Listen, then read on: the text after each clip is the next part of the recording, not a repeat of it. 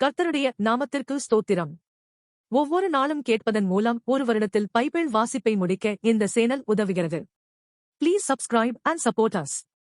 இன்றைய வேத பகுதி இப்போது tune in, Spotify, Amazon music மற்றும் யூடியூப் மியூசிக் ஆகியவற்றில் நமது பைபிள் 365 சேனல் கிடைக்கிறது. ஃபாலோ பண்ணுங்க. யாத்திராகமம் அதிகாரம் 37. பெசலெயேல் சீத்தி மரத்தினால் பெட்டியை உண்டு பண்ணினான். அதன் நீளம் 2.5 முழமும் அதன் அகலம் 1.5 முழமும் அதன் உயரம் 1.5 முழமும் ஆனது. அதை உள்ளும் புறமும் பசும் பொன் தகட்டால் மூடி சுற்றிலும் அதற்கு பொன் திறனையை உண்டாக்கி அதற்கு 4 பொன் வளையங்களை வார்ப்பித்து அவைகளை அதன் 4 மூலைகளிலும் போட்டு ஒரு பக்கத்தில் 2 வளையங்களும் மறுபக்கத்தில் 2 வளையங்களும் இருக்கும்படி தைத்து சீத்தி மரத்தினால் தண்டுகளை செய்து அவைகளை பொன் தகட்டால் மூடி அந்த தண்டுகளால் பெட்டியை சுமக்கும்படி அவைகளை பெட்டியின் பக்கங்களில் இருக்கும் வளையங்களிலே பாய்ச்சினான். கிருபாசனத்தையும் பசும் பொன்னினால் பண்ணினான். அது 2.5 முழ நீளமும் 1.5 முழ அகலமும் ஆனது. தகடாய் அடிக்கப்பட்ட பொன்னினால் 2 கேருபீன்களை உண்டாக்கி கிருபாசனத்தின் 2 ஓரங்களிலே ஒரு புறத்து ஓரத்தில் ஒரு கேருபீனும் மறுபுறத்து ஓரத்தில் மற்ற கேருபீனுமாக அந்த கேருபீன்களை கிருபாசனத்தின் 2 ஓரங்களிலும் அதனோடு ஏக வேலைப்பாடாகவே பண்ணினான். அந்த கேருபீன்கள் தங்கள் செட்டைகளை உயர விரித்து தங்கள் செட்டைகளால் கிருபாசனத்தை மூடுகிறவைகளும் ஒன்றுக்கொன்று எதிர்முகம் உள்ளவைகளுமாயிருந்து கேருபீன்களின் முகங்கள் கிருபாசனத்தை நோக்கிக் கொண்டிருந்தது. மேஜையையும் சீத்தி மரத்தால் பண்ணினான். அது 2 முழ நீளமும் 1 முழ அகலமும் 1.5 முழ உயரமும் ஆனது. அதை பசும்பொன் தகட்டால் மூடி சுற்றிலும் அதற்கு பொன் திறனையை உண்டாக்கி சுற்றிலும் அதற்கு 4 விரற்கடையான சட்டத்தையும் அதன் சட்டத்திற்கு சுற்றிலும் பொன் திறனையையும் உண்டு பண்ணி அதற்கு 4 பொன் வளையங்களை வார்ப்பித்து அவைகளை அதன் 4 கால்களுக்கு இருக்கும் 4 மூலைகளிலும் தைத்தான். அந்த வளையங்கள் மேஜையை சுமக்கும் தண்டுகளை பாய்ச்சும் இடங்களாயிருக்கும்படி சட்டத்தின் அருகே இருந்தது. மேஜையை சுமக்கும் அந்த தண்டுகளை சீத்தி மரத்தால் பண்ணி அவைகளை பொன் தகட்டால் மூடி மேஜையின் மேலிருக்கும் பாத்திரங்களாகிய அதன் பனிமுட்டுகளையும் அதன் தட்டுகளையும் தூப கரண்டிகளையும் அதன் பானபலி கரகங்களையும் மூடுகிறதற்கான அதன் கிண்ணங்களையும் பசும் பொன்னினால் உண்டாக்கினான். குத்து விளக்கையும் பசும் பொன்னினால் அடிப்பு வேலையாய் உண்டாக்கினான். அதன் தண்டும் கிளைகளும் மொக்குகளும் பழங்களும் பூக்களும் பொன்னினால் செய்யப்பட்டிருந்தது. குத்து விளக்கின் ஒரு பக்கத்தில் 3 கிளைகளும் அதன் மறுபக்கத்தில் 3 கிளைகளுமாக அதன் பக்கங்களில் 6 கிளைகள் செய்யப்பட்டது. ஒவ்வொரு கிளையிலே வாதுமை குட்டைக்கு ஒப்பான 3 மொக்குகளும் ஒரு பழமும் ஒரு பூவும் இருந்தது. குத்து விளக்கில் செய்யப்பட்ட 6 கிளைகளிலும் அப்படியே இருந்தது. விளக்கு தண்டில் வாதுமை கொட்டைக்கு ஒப்பான 4 மொக்குகளும் பழங்களும் பூக்களும் இருந்தது. அதில் செய்யப்பட்ட 2 கிளைகளின் கீழ் ஒரு பழமும் வேறு 2 கிளைகளின் கீழ் ஒரு பழமும் மற்ற 2 கிளைகளின் கீழ் ஒரு பழமும் இருந்தது. விளக்கு தண்டில் செய்யப்பட்ட 6 கிளைகளுக்கும் அப்படியே இருந்தது. அவைகளின் பழங்களும் அவைகளின் கிளைகளும் பசும் பொன்னினால் ஒரே அடிப்பு வேலையாய் செய்யப்பட்டது. அதன் 7 அகல்களையும் அதன் கத்திரிகளையும் சாம்பல் பாத்திரங்களையும் பசும் பொன்னினால் செய்தான். அதையும் அதன் பனிமுட்டுக்கள் யாவையும் 1 தாலந்து பசும் பொன்னினால் செய்தான். தூப பீடத்தையும் சீத்தி மரத்தினால் உண்டாக்கினான். அது 1 முழ நீளமும் 1 முழ அகலமுமான சதுரமும் 2 முழ உயரமுமாயிருந்தது. அதன் கொம்புகள் அதனோடே ஏக வேலைப்பாடாயிருந்தது. அதன் மேற்புறத்தையும் அதன் சுற்றுப்புறத்தையும் அதன் கொம்புகளையும் பசும்பொன் தகட்டால் மூடி சுற்றிலும் அதற்கு பொன் திறனையை உண்டு பண்ணி அந்த திறனையின் கீழ் அதன் 2 பக்கங்களில் இருக்கும் 2 மூலைகளிலும் 2 பொன் வளையங்களை பண்ணி அதை சுமக்கும் தண்டுகளை பாய்ச்சும் இடங்களாக தைத்து சீத்தி மரத்தால் அந்த தண்டுகளை செய்து அவைகளை பொன் தகட்டால் மூடினான். பரிசுத்த அபிஷேக தைலத்தையும் சுத்தமான சுகந்தங்களின் தூப வர்க்கத்தையும் தைலக்காரன் வேலைக்கு ஒப்பாக உண்டு பண்ணினான்.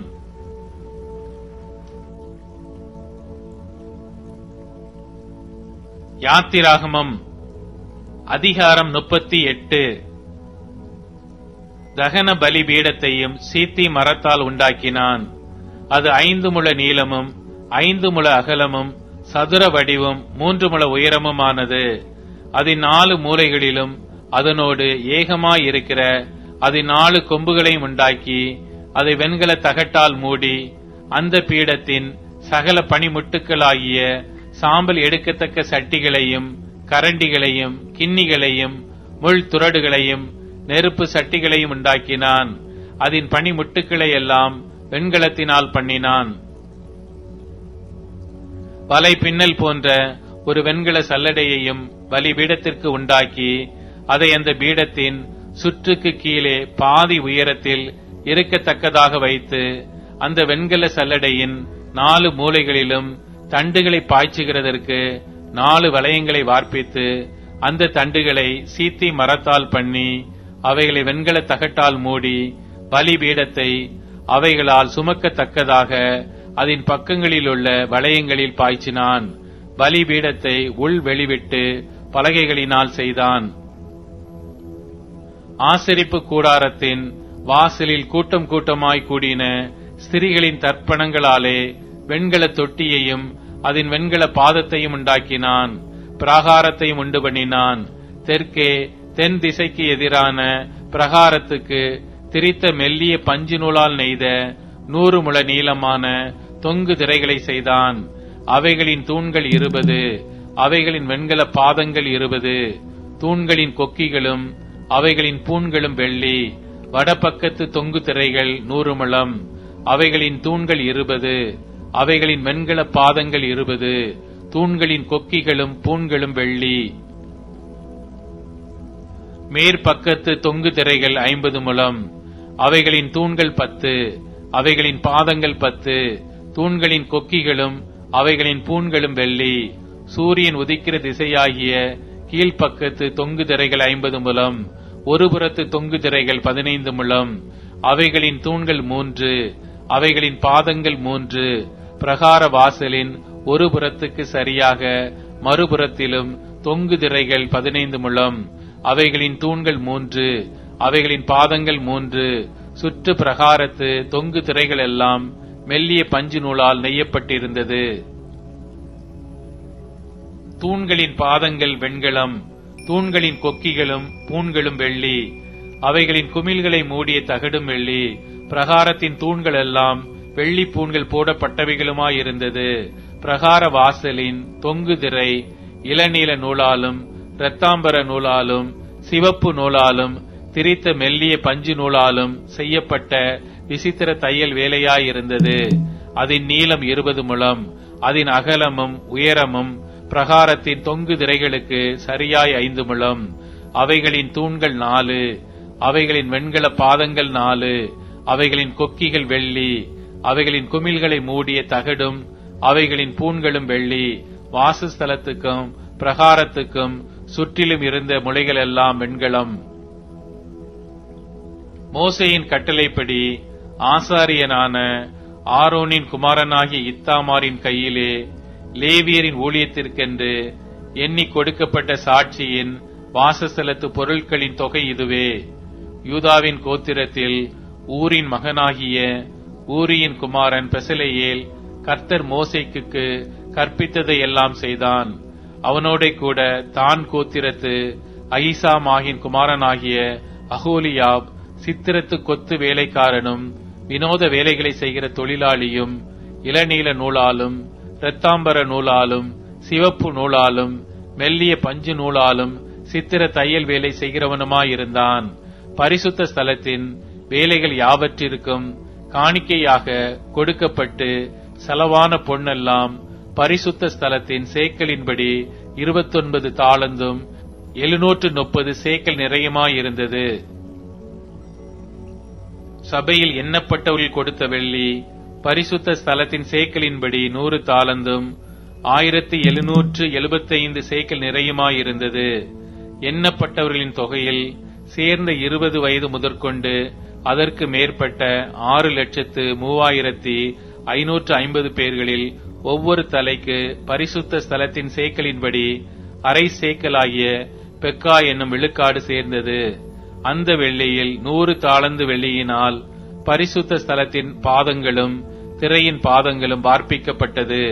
பாதத்துக்கு 1 தாலந்து விழுக்காடு, 100 பாதங்களுக்கு 100 தாலந்து செலவாயிற்று. அந்த 1775 சேக்கலால் தூண்களுக்கு பூண்களை பண்ணி அவைகளின் குமிழ்களை தகடுகளால் மூடி அவைகளுக்கு பூண்களை உண்டாக்கினான். காணிக்கையாக செலுத்தப்பட்ட வெண்கலமானது 70 தாலந்தும் 2400 சேக்கல் நிறையுமாயிருந்தது. அதனாலே ஆசரிப்பு கூடார வாசல், மறைவின் பாதங்களையும் வெண்கல பலி பீடத்தையும் அதன் வெண்கல சல்லடையையும் பலிபீடத்தின் சகல பணிமுட்டுகளையும் சுற்று பிரகாரத்தின் பாதங்களையும் பிரகார வாசல் மறைவின் பாதங்களையும் வாசஸ்தலத்தின் சகல முலைகளையும் சுற்று பிரகாரத்தின் சகல முலைகளையும் பண்ணினான். யோவான் அதிகாரம் 9. அவர் அப்புறம் போகையில் பிறவி குருடனாகிய ஒரு மனுஷனை கண்டார். அப்பொழுது அவருடைய சீஷர்கள் அவரை நோக்கி, ரபி, இவன் குருடனாய் பிறந்தது யார் செய்த பாவம்? இவன் செய்த பாவமோ இவனை பெற்றவர்கள் செய்த பாவமோ என்று கேட்டார்கள்.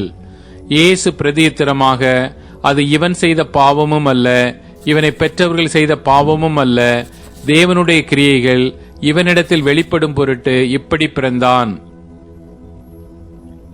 பகற்காலம் இருக்கு மட்டும் நான் என்னை அனுப்பினவருடைய கிரியைகளை செய்ய வேண்டும்.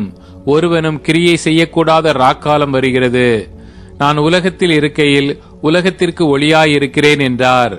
இவைகளை சொல்லி அவர் தரையிலே துப்பி உமிழ் நீரினால் சேருண்டாக்கி அந்த சேற்றை குருடனுடைய கண்களின் மேல் பூசி, நீ போய் சீலோவாம் குளத்திலே கழுவு என்றார். சீலோவாம் என்பதற்கு அனுப்பப்பட்டவன் என்று அர்த்தமாம். அப்படியே அவன் போய் கழுவி பார்வை அடைந்தவனாய் திரும்பி வந்தான். அப்பொழுது அயலகத்தாரும் அவன் குருடனாய் இருக்கையில் அவனை கண்டிருந்தவர்களும், இவன் உட்கார்ந்து பிச்சை கேட்டுக் கொண்டிருந்தவன் அல்லவா என்றார்கள். சிலர் அவன்தான் என்றார்கள். வேறு சிலர் அவனுடைய சாயலாய் இருக்கிறான் என்றார்கள். அவனோ நான் தான் அவன் என்றான். அப்பொழுது அவர்கள் அவனை நோக்கி, உன் கண்கள் எப்படி திறக்கப்பட்டது என்றார்கள். அவன் பிரதியுத்தரமாக, இயேசு எனப்பட்ட ஒருவர் சேருண்டாக்கி என் கண்களின் மேல் பூசி, நீ போய் சீலோவாம் குளத்திலே கழுவு என்றார். அப்படியே நான் போய் கழுவி பார்வையடைந்தேன் என்றான். அப்பொழுது அவர்கள், அவர் எங்கே என்றார்கள். அவன் எனக்கு தெரியாது என்றான். குருடனாய் இருந்த அவனை பரிசேயரிடத்திற்கு கொண்டு போனார்கள். இயேசு சேருண்டாக்கி அவன் கண்களை திறந்த நாள் ஓய்வு நாளாயிருந்தது. ஆகையால் பரிசேயரும் அவனை நோக்கி, நீ எப்படி பார்வை அடைந்தாய் என்று மறுபடியும் கேட்டார்கள். அதற்கு அவன், அவர் என் கண்களின் மேல் சேற்றை பூசினார், நான் கழுவினேன், காண்கிறேன் என்றான். அப்பொழுது பரிசேயரில் சிலர், அந்த மனுஷன் ஓய்வு நாளை கை கொள்ளாததினால் அவன் தேவனிடத்திலிருந்து வந்தவன் அல்ல என்றார்கள். வேறு சிலர், பாவியாய் இருக்கிற மனுஷன் இப்படிப்பட்ட அற்புதங்களை எப்படி செய்வான் என்றார்கள். இவ்விதமாய் அவர்களுக்குள்ளே பிரிவினை உண்டாயிற்று. மறுபடியும் அவர்கள் குருடனை நோக்கி, உன் கண்களை திறந்தானே, அவனை குறித்து நீ என்ன சொல்லுகிறாய் என்றார்கள். அதற்கு அவன், அவர் தீர்க்கதரிசி என்றான். அவன் குருடனாயிருந்து பார்வை அடைந்ததை யூதர்கள் நம்பாமல் பார்வை அடைந்தவனுடைய தாய் தகப்பன்மாரை அழைப்பித்து அவர்களை நோக்கி, உங்கள் குமாரன் குருடனாய் பிறந்தான் என்று சொல்லுகிறீர்களே, அவன் இவன்தானா? இவனானால் இப்பொழுது இவன் எப்படி பார்வையடைந்தான் என்று கேட்டார்கள். தாய் தகப்பன்மார் பிரதியுத்தரமாக, இவன் எங்கள் குமாரன்தான் என்றும் குருடனாய் பிறந்தான் என்றும் எங்களுக்கு தெரியும். இப்பொழுது இவன் பார்வையடைந்த வகை எங்களுக்கு தெரியாது. இவன் கண்களை திறந்தவன் இன்னான் என்பதும் எங்களுக்கு தெரியாது. இவன் வயதுள்ளவனாயிருக்கிறான், இவனை கேளுங்கள், இவனே சொல்லுவான் என்றார்கள். அவனுடைய தாய் தகப்பன்மார் யூதர்களுக்கு பயந்ததினால் இப்படி சொன்னார்கள். ஏனெனில் இயேசுவை கிறிஸ்து என்று எவனாவது அறிக்கை பண்ணினால் அவனை ஜெப ஆலயத்துக்கு புறம்பாக்க வேண்டுமென்று யூதர்கள் அதற்கு முன்னமே கட்டுப்பாடு செய்திருந்தார்கள். அதிநிமித்தம் இவன் வயதுள்ளவனாயிருக்கிறான், இவனையே கேளுங்கள் என்று அவன் தாய் தகப்பன்மார் சொன்னார்கள். ஆதலால் அவர்கள் குருடனாயிருந்த மனுஷனை இரண்டாந்தரம் அழைத்து, நீ தேவனை மகிமைப்படுத்து, இந்த மனுஷன் பாவி என்று நாங்கள் அறிந்திருக்கிறோம் என்றார்கள். அவன் பிரதியுத்தரமாக, அவர் பாவி என்று எனக்கு தெரியாது, நான் குருடனாயிருந்தேன், இப்பொழுது காண்கிறேன், இது ஒன்றுதான் எனக்கு தெரியும் என்றான். அவர்கள் மறுபடியும் அவனை நோக்கி, உனக்கு என்ன செய்தான், உன் கண்களை எப்படி திறந்தான் என்றார்கள். அவன் பிரதியுத்தரமாக, முன்னமே உங்களுக்கு சொன்னேன், நீங்கள் கேளாமற் போனீர்கள், மறுபடியும் கேட்க வேண்டியதென்ன, அவருக்கு சீஷராக உங்களுக்கு மனதுண்டோ என்றான். அப்பொழுது அவர்கள் அவனை வைது, நீ அவனுடைய சீஷன், நாங்கள் மோசையினுடைய சீஷர், மோசையுடனே தேவன் பேசினார் என்று அறிவோம், இவன் எங்கே இருந்து வந்தான் என்று அறியோம் என்றார்கள். அதற்கு அந்த மனுஷன், அவர் என் கண்களை திறந்திருந்தும் அவர் எங்கே இருந்து வந்தவர் என்று நீங்கள் அறியாதிருக்கிறது ஆச்சரியமான காரியம். பாவிகளுக்கு தேவன் செவி கொடுக்கிறதில்லை என்று அறிந்திருக்கிறோம். ஒருவன் தேவ பக்தி உள்ளவனாயிருந்து அவருக்கு சித்தமானதை செய்தால் அவனுக்கு செவி கொடுப்பார். பிறவி குருடனுடைய கண்களை ஒருவன் திறந்தான் என்று உலகம் உண்டானது முதல் கேள்விப்பட்டதில்லையே, அவர் தேவனிடத்திலிருந்து வராதிருந்தால் ஒன்றும் செய்ய மாட்டாரே என்றான். அவர்கள் அவனுக்கு பிரதியுத்தரமாக, முழுவதும் பாவத்தில் பிறந்த நீ எங்களுக்கு போதிக்கிறாயோ என்று சொல்லி அவனை புறம்பே தள்ளிவிட்டார்கள். அவனை அவர்கள் புறம்பே தள்ளிவிட்டதை இயேசு கேள்விப்பட்டு அவனை கண்டபோது, நீ தேவனுடைய குமாரனிடத்தில் விசுவாசமாய் இருக்கிறாயா என்றார். அதற்கு அவன், ஆண்டவரே, அவரிடத்தில் நான் விசுவாசமாய் இருக்கும்படிக்கு அவர் யார் என்றான்.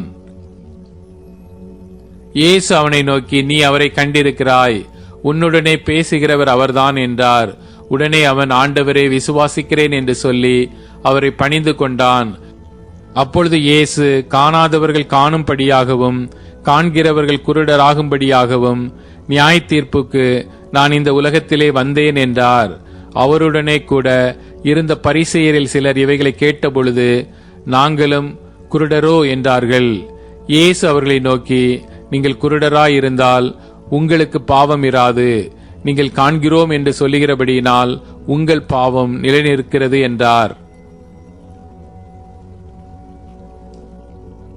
யோவான் அதிகாரம் 10. மெய்யாகவே மெய்யாகவே நான் உங்களுக்கு சொல்லுகிறேன், ஆட்டுத் தொழுவத்துக்குள் வாசல் வழியாய் பிரவேசியாமல் வேறு வழியாய் ஏறுகிறவன் கள்ளனும் கொள்ளைக்காரனுமாயிருக்கிறான். வாசல் வழியாய் பிரவேசிக்கிறவனோ ஆடுகளின் மேய்ப்பனாயிருக்கிறான்.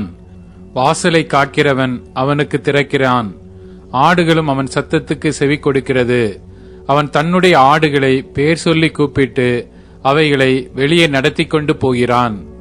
அவன் தன்னுடைய ஆடுகளை வெளியே விட்ட பின்பு அவைகளுக்கு முன்பாக நடந்து போகிறான். ஆடுகள் அவன் சத்தத்தை அறிந்திருக்கிறபடியினால் அவனுக்கு பின் செல்லுகிறது. அந்நியருடைய சத்தத்தை அறியாதபடியினால் அவைகள் அந்நியனுக்கு பின் செல்லாமல் அவனை விட்டோடிப்போம் என்றார். இந்த உவமையை இயேசு அவர்களுடனே சொன்னார். அவர்களோ அவர் சொன்னவைகளின் கருத்தை அறியவில்லை. ஆதலால் இயேசு மறுபடியும் அவர்களை நோக்கி, நானே ஆடுகளுக்கு வாசல் என்று மெய்யாகவே மெய்யாகவே உங்களுக்கு சொல்லுகிறேன். எனக்கு முன்னே வந்தவர்கள் எல்லாரும் கள்ளரும் கொள்ளைக்காரருமாயிருக்கிறார்கள், ஆடுகள் அவர்களுக்கு செவி கொடுக்கவில்லை. நானே வாசல், என் வழியாய் ஒருவன் உட்பிரவேசித்தால் அவன் ரட்சிக்கப்படுவான். அவன் உள்ளும் புறமும் சென்று மேய்ச்சலை கண்டடைவான். திருடன் திருடவும் கொல்லவும் அழிக்கவும் வருகிறானே அன்றி வேறொன்றுக்கும் வரான். நானோ அவைகளுக்கு ஜீவன் உண்டாயிருக்கவும் அது பரிபூரணப்படவும் வந்தேன்.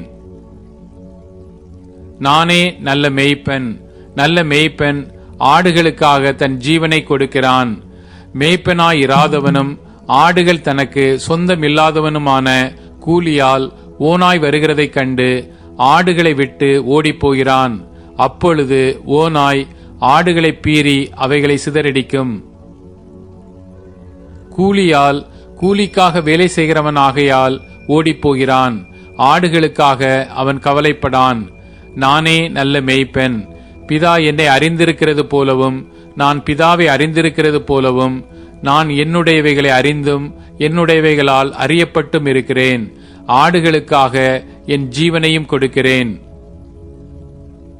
இந்த தொழுவத்தில் உள்ளவைகளே அல்லாமல் வேறே ஆடுகளும் எனக்கு உண்டு. அவைகளையும் நான் கொண்டு வர வேண்டும். அவைகள் என் சத்தத்துக்கு செவி கொடுக்கும். அப்பொழுது ஒரே மந்தையும் ஒரே மேய்ப்பனும் ஆகும். நான் என் ஜீவனை மறுபடியும் அடைந்து கொள்ளும்படிக்கு அதை கொடுக்கிறபடியினால் பிதா என்னில் அன்பாயிருக்கிறார்.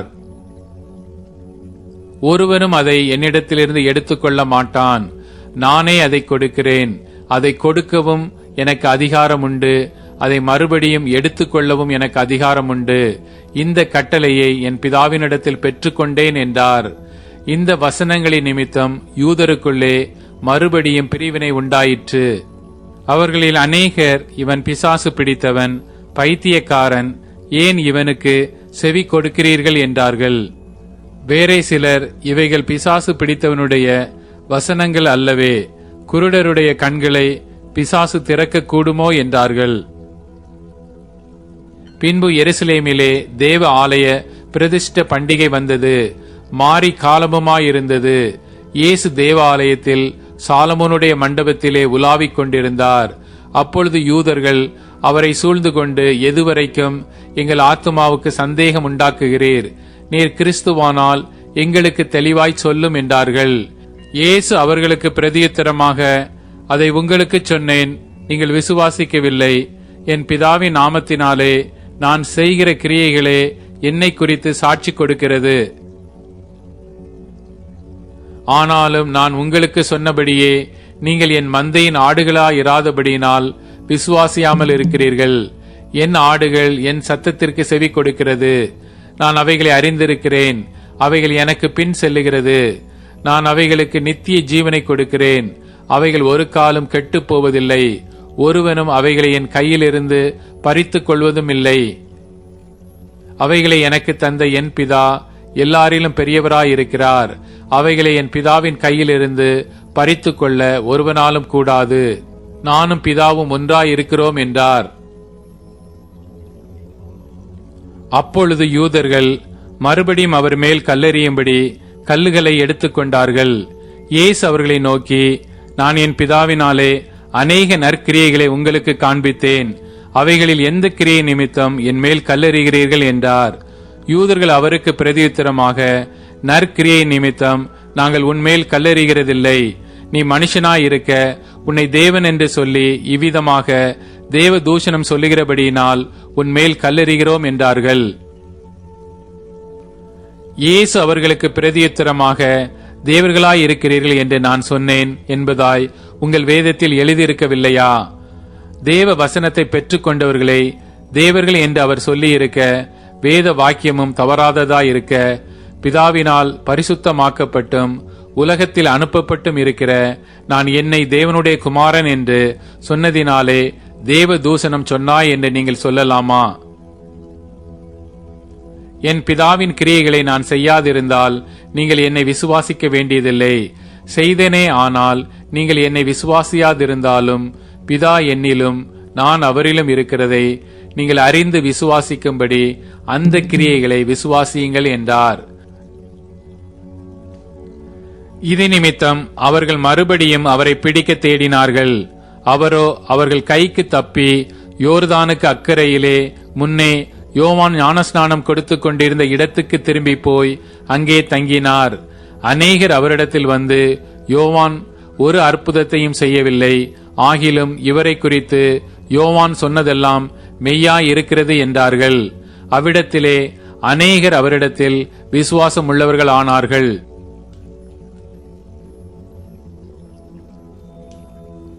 சங்கீதம் அதிகாரம் 44. தேவனே, எங்கள் பிதாக்களுடைய நாட்களாகிய பூர்வ நாட்களில் நீர் நடப்பித்த கிரியைகளை அவர்கள் எங்களுக்கு அறிவித்தார்கள். அவைகளை எங்கள் காதுகளால் கேட்டோம். தேவரீர் உம்முடைய கையினாலே ஜாதிகளை துரத்தி இவர்களை நாட்டி ஜனங்களை துன்பப்படுத்தி இவர்களை பரவ பண்ணினீர். அவர்கள் தங்கள் பட்டயத்தால் தேசத்தை கட்டி கொள்ளவில்லை, அவர்கள் புயமும் அவர்களை ரட்சிக்கவில்லை. நீர் அவர்கள் மேல் பிரியமாயிருந்தபடியால் உம்முடைய வலது கரமும் உம்முடைய புயமும் உம்முடைய முகத்தின் பிரகாசமும் அவர்களை ரட்சித்தது. தேவனே, நீர் என் ராஜா, யாக்கோப்புக்கு ரட்சிப்பை கட்டளையிடும். உம்மாலே எங்கள் சத்துருக்களை கீழே விழத்தாக்கி எங்களுக்கு விரோதமாய் எழும்புகிறவர்களை உம்முடைய நாமத்தினால் மிதிப்போம். என் வில்லை நான் நம்பேன், என் பட்டயம் என்னை ரட்சிப்பதில்லை. நீரே எங்கள் சத்துருக்களின் நின்று எங்களை ரட்சித்து எங்களை பகைக்கிறவர்களை அகப்படுத்தினீர். தேவனுக்குள் நித்தம் மேன்மை பாராட்டுவோம், உமது நாமத்தை என்றென்றைக்கும் துதிப்போம். சேலா. நீர் எங்களை தள்ளிவிட்டு நாணப்பண்ணுகிறீர், எங்கள் சேனைகளுடனே செல்லாதிருக்கிறீர். சத்துருவுக்கு நாங்கள் இடைந்து பின்னிட்டு திரும்பி போக பண்ணுகிறீர். எங்கள் பகைஞர் தங்களுக்கென்று எங்களை கொள்ளையிடுகிறார்கள். நீர் எங்களை ஆடுகளைப் போல இரையாக ஒப்புக்கொடுத்து ஜாதிகளுக்குள்ளே எங்களை சிதறடிக்கிறீர். நீர் உம்முடைய ஜனங்களை இலவசமாக விற்கிறீர், அவர்கள் கிரயத்தினால் உமக்கு லாபமில்லையே. எங்கள் அயலாருக்கு எங்களை நிந்தையாகவும் எங்கள் சுற்றுப்புறத்தாருக்கு பரியாசமும் சக்கந்தமுமாகவும் வைக்கிறீர். நாங்கள் ஜாதிகளுக்குள்ளே பல மொழியாயிருக்கவும் ஜனங்கள் எங்களை குறித்து தலை துளுக்கவும் செய்கிறீர். நிந்தித்து தூஷிக்கிறவனுடைய சத்தத்தின் நிமித்தமும் சத்துருவின் நிமித்தமும் பழி வாங்குகிறவன் நிமித்தமும் என் இலைச்சை நித்தம் எனக்கு முன்பாக இருக்கிறது. என் முகத்தின் வெட்கம் என்னை மூடுகிறது.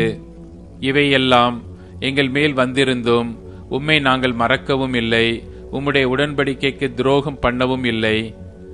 நீர் எங்களை வலு சர்ப்பங்களுள்ள இடத்திலே நொறுக்கி மரண இருளினாலே எங்களை மூடியிருந்தும் எங்கள் இருதயம் பின் வாங்கவும் இல்லை, எங்கள் காலடி உம்முடைய பாதையை விட்டு விலகவும் இல்லை. நாங்கள் எங்கள் தேவனுடைய நாமத்தை மறந்து அந்நிய தேவனை நோக்கி கையெடுத்திருந்தோமானால் தேவன் அதை ஆராய்ந்து விசாரியாதிருப்பாரோ? இருதயத்தின் அந்தரங்கங்களை அவர் அறிந்திருக்கிறாரே.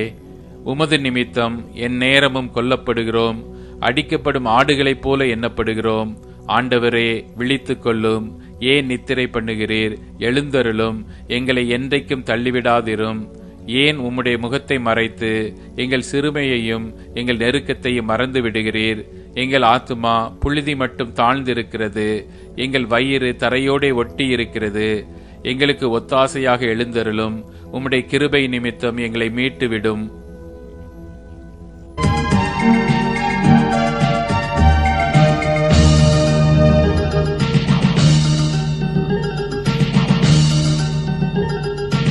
எப்போதும் நாதனை ஸ்தோத்திரே, நாள் தப்பாமல் ஆண்டவன் பொற்பாதத்தை பணிந்து எப்போதும் நாதனை ஸ்தோத்திரே. தப்பான பாதைகளில் சிக்காமல் நீ விலகி, தப்பான பாதைகளில் சிக்காமல் நீ விலகி எப்போதும் நாதனை ஸ்தோத்திரே.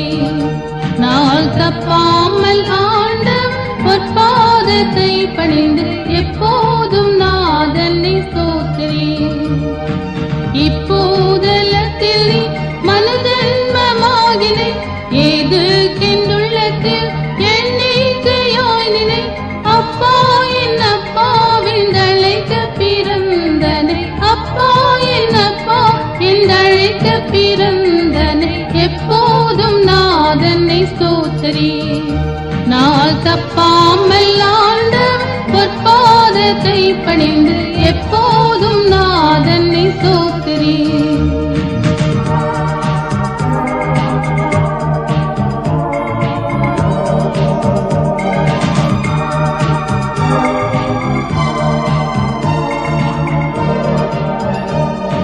சண்டாள நாகினை உந்தோஷம் நீங்கவே, சாயுச்ச வாழ்வுடன் சந்தோஷமோங்கவே. மண்டல விண்டலன் உன்னை கை தாங்கவே, மண்டல விண்டலன் உன்னை கை தாங்கவே. எப்போதும் நாதனை ஸ்தோத்திரே. நாள் தப்பாமல் ஆண்டவன் பொற்பாதத்தை பணிந்து எப்போதும் நாதனை ஸ்தோத்திரி.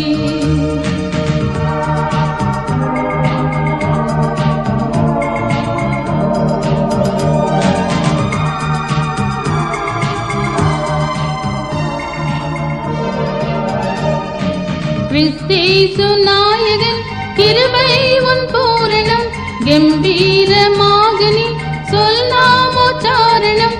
பரிச்சேதம் ஜால வேண்டாம் தாழ்மை முதற் கரணம், பரிச்சேதம் ஜால வேண்டாம் தாழ்மை முதற் கரணம். எப்போதும் நாதனை ஸ்தோத்திரி. நாள் தப்பாமல் ஆண்டவர் பொற்பாதத்தை பணிந்து எப்போதும் நாதனை ஸ்தோத்திரி.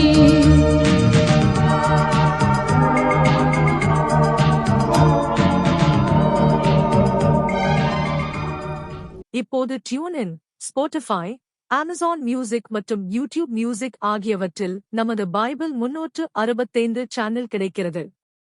ஃபாலோ பண்ணுங்க.